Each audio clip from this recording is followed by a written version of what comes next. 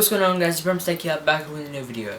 So in this video I've got the iPhone 12, and yes, I switched from the iPhone SE 2nd generation.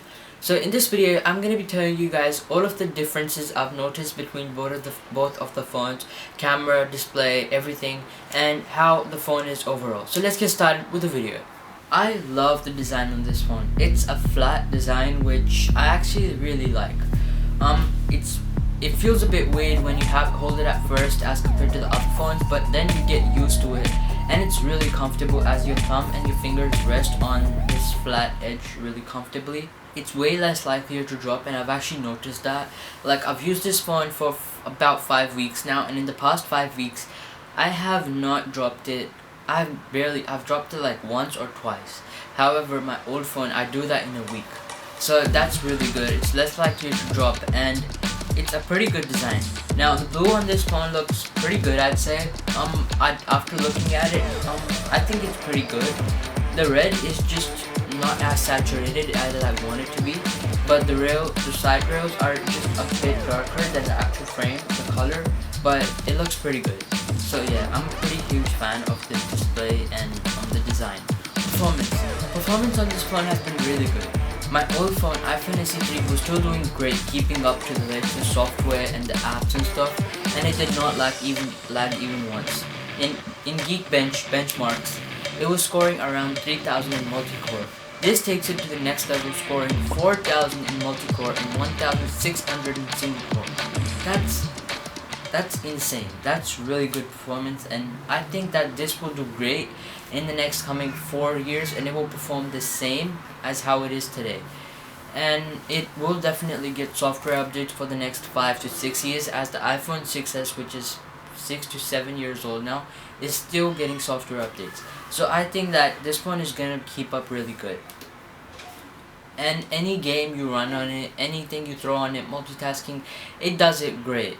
It does not lag at all doing any tasks. Now battery is where I've noticed the biggest leap. My old phone, I was getting screen time of around 3 to 4 hours, which was absolutely not great. I would always have to remember to carry a power bank with me in case my phone dies. But with this phone, I actually was used to carrying a power bank, so I did have one in my bag most of the times, but this is giving me 6 to 7 hours of screen on time on high brightness, heavy usage, and like this is really good. Like 6 to 7 hours of screen on time with a battery less than 3000 milliamp hours, that's really power efficient. And I think this is really good battery life. So usually how my day starts is that usually in school days I charge it in the morning, and then when I get home my phone's like around 70%, which is really good. And then at the end of the day, like 9 or 10, my phone gets to 20%, so that's really good battery life, and I can easily get 7 hours of screen on time out of this. And if I'm going out, I finally don't need a power bank. Now I have noticed one thing, 5G, which I will talk about very soon. But 5G, I have noticed that it drains the battery slightly faster. So if you want the most battery out of your phone, you can always go in the settings and force 4G. But I'm just gonna keep using 5G. Now 5G. Now if you're gonna buy a phone right now, don't switch because you just want 5G.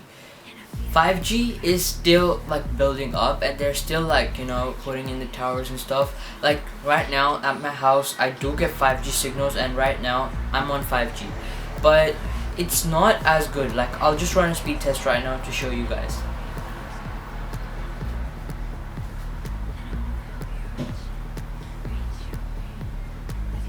Like this is what I can achieve with the 4G phone as well, 70 to 80 megabytes per second. Now at night this goes up to like 200, 150. A 4G phone can do that as well. A 4G phone I'm getting like 120, so that's like almost as good. So yeah, like right now I just got 75. I can do the same with a 4G phone, and that's my point. If I'm in a 5G area or like just next to a 5G tower, which the chances are very rare, but if I am, I've been able to get speeds of 700 megabytes per second, as you guys can see, which is absolutely insane. Now that crushes a 4G phone, because a 4G phone can like max out at 250 megabytes per second maybe at that like maximum 4G speeds, but from this I've been able to get 700, and that's the maximum I've recorded. Now that's really good, and a 4G phone can definitely not do that. But the drawback is that a millimeter wave 5G, which is the highest band, is only supported in the US. So this is a 6.1 inches full OLED display, and I actually love this display. It's pretty nice, but the only drawback of the display is it's not 60 Hz. If this was even 90 Hz or 120, this would have been a perfect display. 90 would have been really good, but 60 still does the job. It's a pretty good display, and yes, it does have the notch at the top. I've gotten used to it by now. I think it looks okay up there. I don't mind it being there, but you get Face ID, which I will talk about, but I don't mind it. I think it's a pretty good front display.